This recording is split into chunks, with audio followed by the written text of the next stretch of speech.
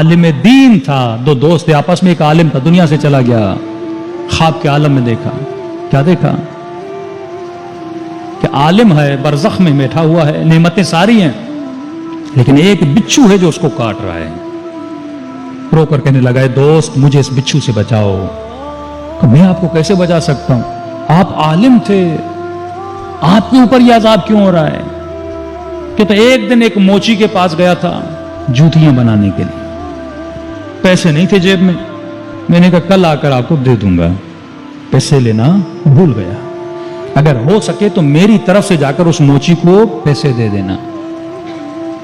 کہتے خواب سے اٹھا، اس محلے کے موچی کے پاس گیا، میں نے کہا فلاں عالم کو آپ جانتے تھے، اس کا کوئی قرضہ تھا، آپ نے کو پیسے نہیں دیے تھے؟ کہاں ایک دن آیا تھا، جوتی بنائی تھی، اس کے پیسے میرے پاس رہتے تھے، مجھے خبر ملی کہ وہ مر گیا ہے، میں اس کے بیٹے سے جا کے ملا، میں نے کہا بابا نے کوئی وصیت کی تھی کہ کس سے کیا لیا ہے اور کس سے نہیں لیا؟ کہ نہیں بابا نے کوئی وصیت نہیں کی۔ کہتا میں نے دل میں کہا یہ کیسا عالم ہے کہ لوگوں کا حق کھا کے بیٹھا ہے، لیکن اس نے ایک وصیت بھی نہیں کی۔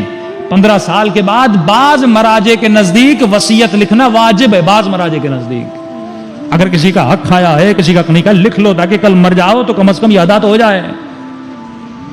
مومن نے کہا مولانا میں نے لکھ لیا، میری اتنی قضا نمازیں ہیں اور میرا بیٹا دے دے۔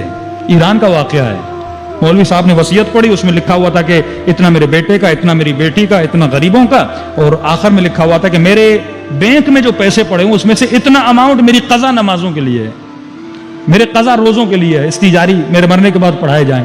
مولوی صاحب نے بیٹوں کو کہا بھائی آپ کے باپ نے وصیت کی، انہوں نے کہا قبلہ صاحب جب خود نہیں پڑھی تو ہم کیوں پڑھائیں؟